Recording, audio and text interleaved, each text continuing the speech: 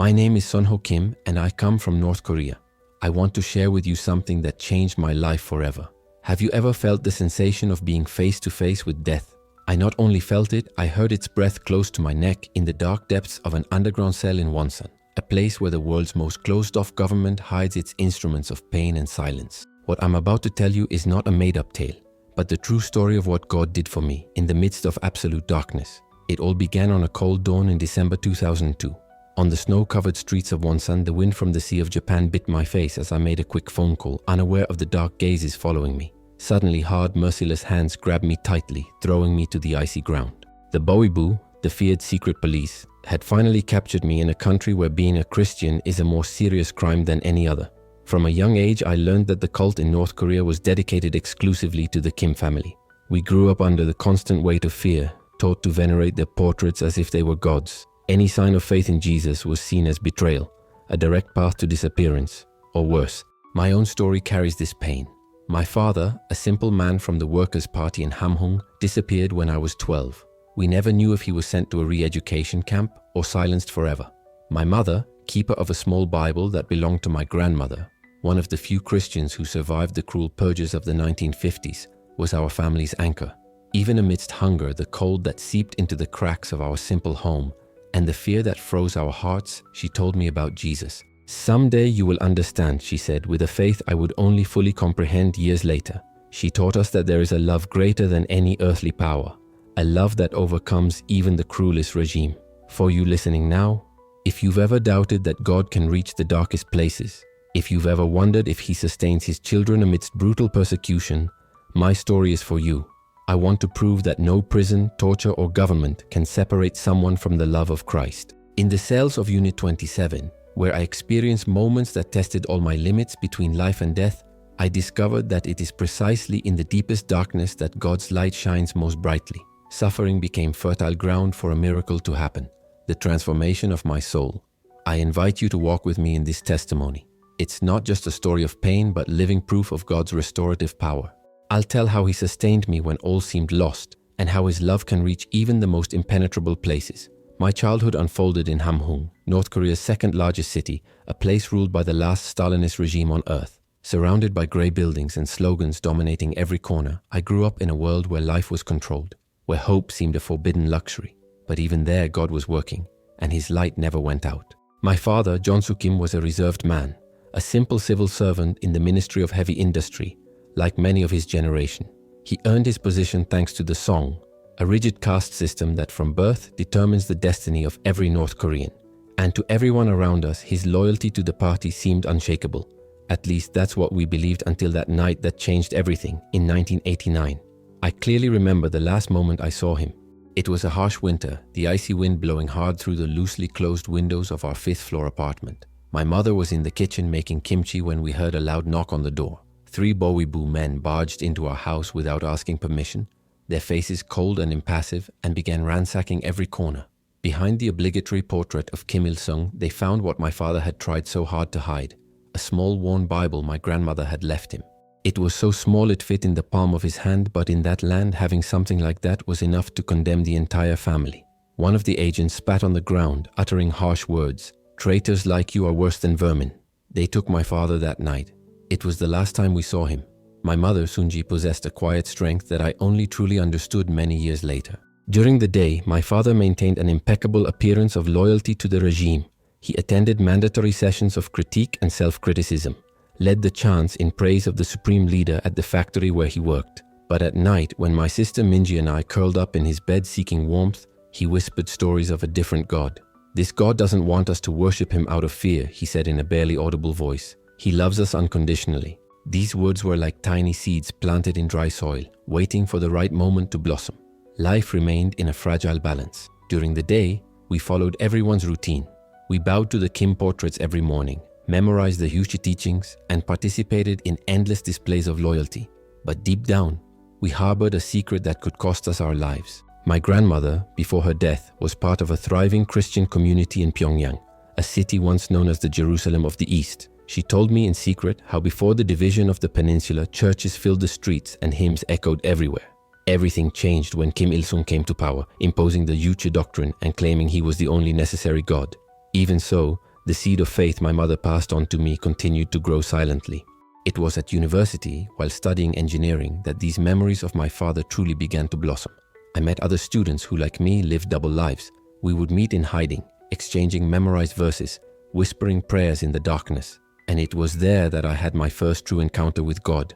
Not in a church, because in North Korea there are no real churches, just empty buildings used as facades to deceive foreign visitors. It was in a silence of faith and hope, far from the eyes of the regime.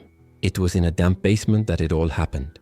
A hidden place where a small group of believers gathered to worship in silence. Amidst hushed whispers and discreet tears, I found a freedom no Hooche doctrine could ever offer. Brother, if you hear me, you need to understand one thing. In North Korea, faith is not something chosen out of habit or family tradition. It is a courageous decision, an act of courage that means facing death every day. Each morning, as we rose to bow to the Kim's portraits, each endless indoctrination session was a silent struggle between the will to survive and the search for truth. And it was this internal battle that led me to that fateful day in Wonsan, when Boibu finally unlocked my innermost secret. Everything began to change in October 2002. The cold was already setting in, and I had just moved to Wonsan, a port city. I thought I was following God's direction, but in reality I was running away from the growing suspicions about my faith and what I was doing behind the scenes. It was there that I met Misuk, an elderly woman who sold kimchi on the black market. Her stall looked like just an ordinary business, but in fact she was the heart of a circle of organized Christians I had never met before. The regime may control our bodies, she once told me as she weighed cabbage, but our souls belong to Christ. Our meetings were secret and changed location every time. Damp basements, forgotten attics, even hiding places in the woods near the city. We had a system of codes and signals to protect ourselves. A red handkerchief hung in a specific way from the window meant the meeting was cancelled. A blue umbrella leaning against a wall indicated the location had changed. But what struck me most was how we shared the word. We couldn't have physical Bibles, it was a huge risk, so each of us memorized a different passage of scripture. I learned the Gospel of John while others memorized entire books, like Romans or Psalms. When we gathered together, it was like putting together a living puzzle. Putting together every piece of what God has given us. One particularly cold November night, we were in the basement of an abandoned factory when we heard footsteps upstairs. We froze, holding our breath. The footsteps receded, but we knew it was a warning. The net was closing. After that, John Gosling, one of our younger brothers, started acting strangely. His questions became more incisive, trying to elicit information about the group. At that moment, I was blinded by my desire to trust my brothers in Christ and ignored the signs. In early December, Misuk suddenly disappeared. Her tent was abandoned and no one dared ask about her.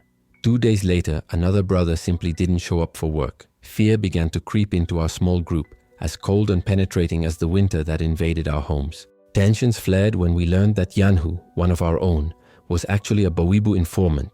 He had been infiltrated months earlier, gaining our trust while gathering information on each of us. This news came from a secret contact in the local police. Someone who quietly sympathized with Christians. The following days were a roller coaster of contained panic. We tried to alert as many brothers as possible, but the communication network was becoming increasingly dangerous. Every phone call was a risk. Every encounter on the street could be a trap.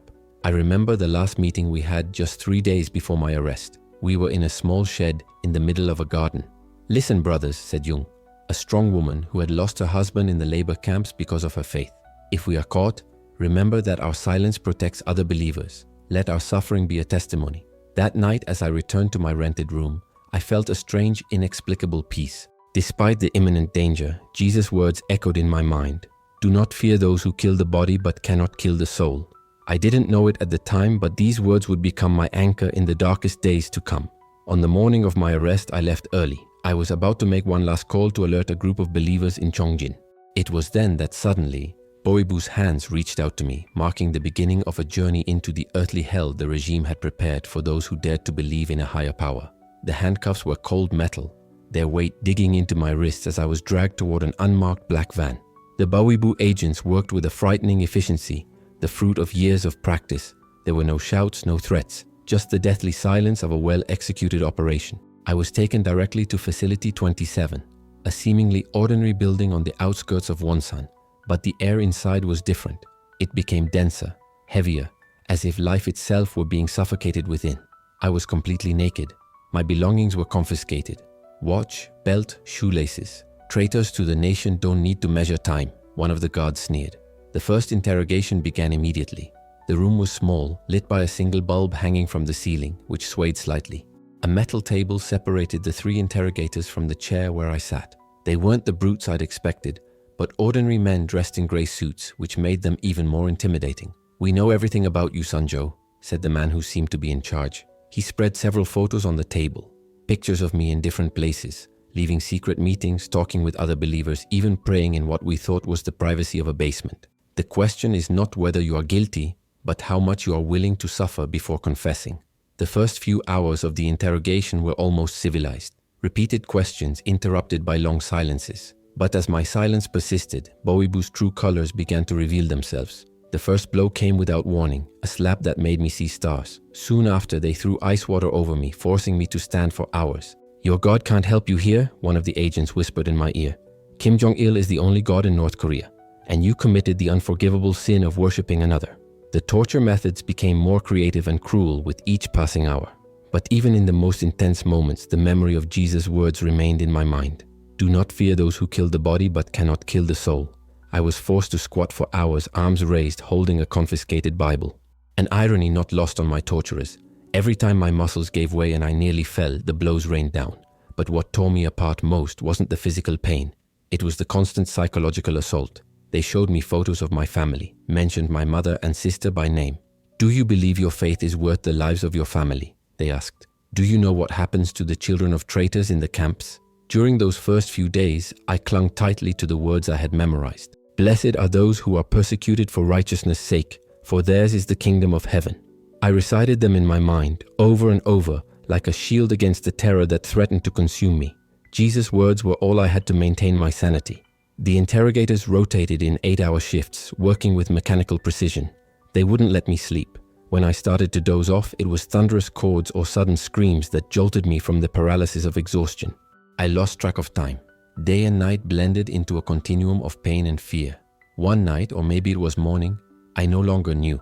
It was then that I was taken to a new cell. It was even smaller than the last, almost the size of a closet. The walls were stained with things I preferred not to try to identify. And it was there that I met Officer Kang, a specialist in extracting confessions. He looked at me with a disturbing serenity and said, "Do you know why you're here? It's not because you believe in God. It's because of treason. You conspired against the state, allowing foreign forces to contaminate your mind with lies about religious freedom."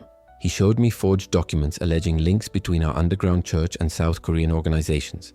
I knew they were lies, but that mattered little under the North Korean regime. In their system, the truth is what the party says. The techniques of psychological destruction intensified from that point on. They hung me upside down for hours, administered electric shocks, and submerged my head in water until my lungs burned from lack of air.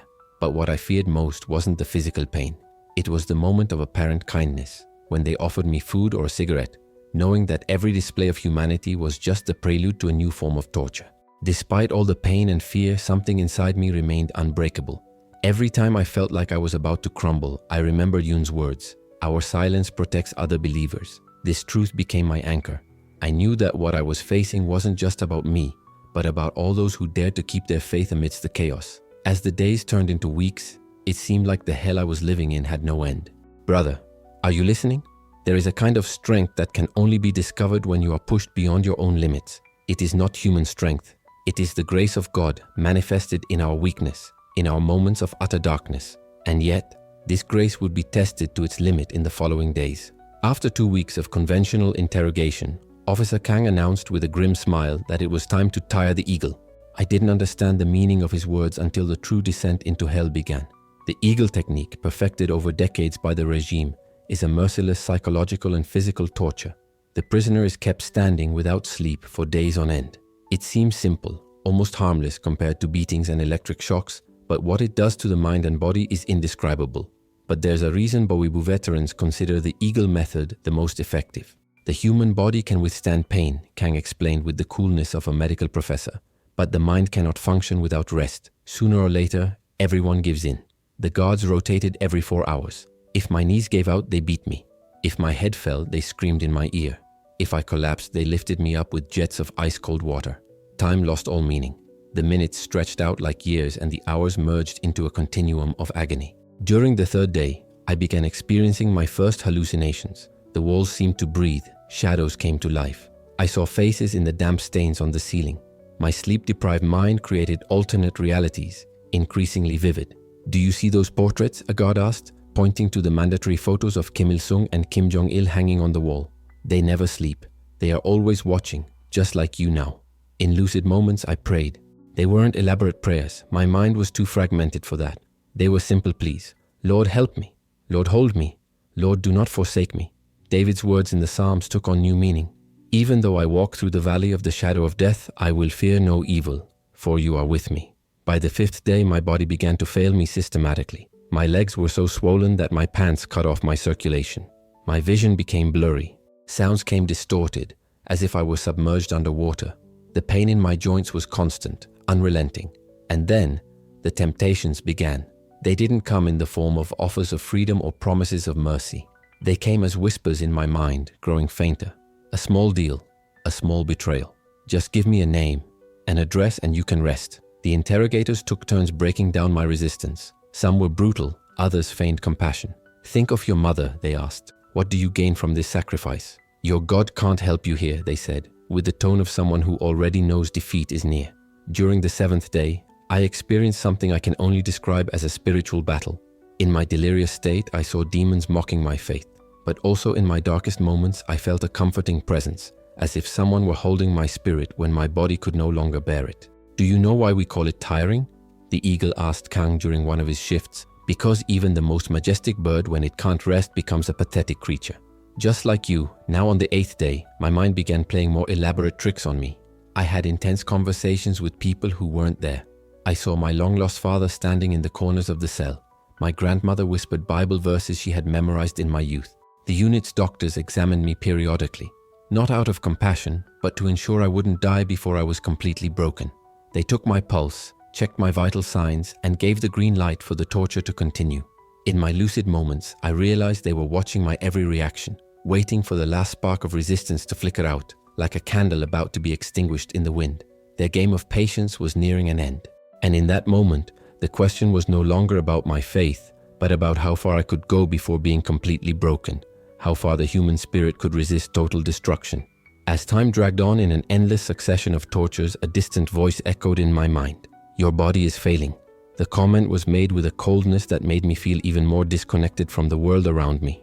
"The next time you pass out, you might never wake up again." The words didn't frighten me. On the contrary, they compelled me to look within myself. What else could make me succumb when everything was already broken? And then, amidst all that pain and darkness, something extraordinary happened. The weaker my body became, the stronger my soul became. Every second I remained standing, despite the unbearable pain, seemed to bring me closer to a simple but fundamental truth. My faith did not depend on how strong I was physically.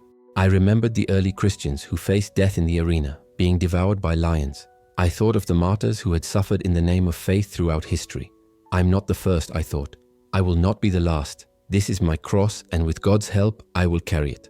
On the 10th day, when I could no longer distinguish reality from delusions, I remembered Paul's words, "I can do all things through Christ who strengthens me." But even the strongest faith can be tested to its limits, and I was about to discover mine. After 15 days of relentless torture, my body began to give way. My resistance was exhausted.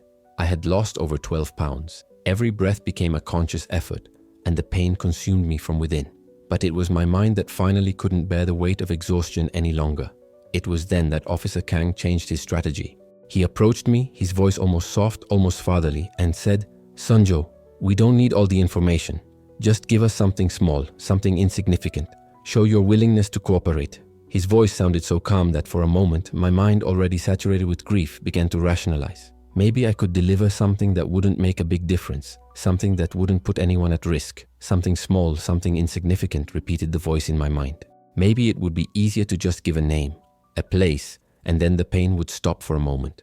I remembered an elderly woman, Son Minja, who used to host small groups in her home for secret prayers. She lived in Shondawon, a remote district. It had been a while since I'd seen her, and I figured she'd probably already left home or the group had dispersed. The words tumbled out of me before I could control them. "There is a house in the Shondawon district." Immediately, I knew what I had done. Fear consumed me with a terrifying clarity, more devastating than any physical torture I had ever faced. The fog of exhaustion lifted, and I found myself in an even darker reality. You saw how easy it was, Kang smiled, but I didn't hear him. It was no longer his voice that filled my mind. Jesus' words resonated with an intensity that wrenched me from my clouded mind. Whoever denies me before men will be denied before the angels of God. In the days that followed, the torment changed. It was no longer physical pain that consumed me, but a deep, silent agony that gnawed at my soul. Every time I closed my eyes, I saw Sun Minja's gentle face, heard the echo of her soft prayers, remembered her generosity, sharing what little she had with other believers in need. Guilt tore me apart. I felt as if I had betrayed everything I loved, all the people who had trusted me. The interrogators continued to press me for more information, but now it was no longer physical fear that held me silent. It was shame and regret. I had fallen, and that fall seemed irreparable. What I had done now seemed crueler than any physical suffering. I found myself in a new silence, not the silence of resistance, but the silence of self-loathing. The pain that consumed me was no longer of the body, but of the soul. Every reminder of what I had lost, of what I had betrayed, was a weight no torturer could impose. In the solitude of my cell one night, I tried to pray, but the words wouldn't come. They stuck in my throat as if something inside me prevented them from coming out. How could I turn to God after all I had done? I felt like Peter who denied Christ, but without the solace of being able to go out and weep bitterly. There was no one around me, and the silence of the prison seemed to crush my spirit. In the days that followed, I sank into an abyss of despair. Each new interrogation was torture, not only because of the physical pain, but because every question, every insinuation reminded me of my betrayal. Every time the guards mentioned Minja's name, a deep pain stabbed me in the heart. They insinuated they knew more about her, more thanks to me. I felt like a knife was plunging into my soul, constantly reminding me of my weakness. "You did the right thing," the guard said, trying to extract more confessions, more names. "You have proven that you can be reasonable." His words were like poison, corroding my soul even further. In moments of despair, I began to recall Psalm 51, David's prayer after his great sin. "Have mercy on me, O God, according to your unfailing love. Against you only have I sinned and done what is evil in your sight." These words gave me some form of comfort, but the pain of betrayal still consumed me. One night, as I lay in my cell, I heard distant screams. Though I could never confirm, something inside me knew they were the screams of Minja, that pious woman who had been yet another victim of my weakness. The thought that she was suffering because of me drove me to the brink of madness. The guards, satisfied with breaking my initial resistance, awaited more confessions. But something inside me had changed. The betrayal paradoxically strengthened my resolve. It was no longer the fear of pain that kept me steadfast. Now it was determination born of regret. I promised nothing more to God or to myself. The only promise I made was a simple but profound one. Even if they kill me, I will not betray anyone again. A promise born not of strength, but of my fragility. I recognized my weakness, but something greater was forming within me. No longer the desire to survive at all costs, but the commitment to no longer cause pain to anyone. Minja was never seen again.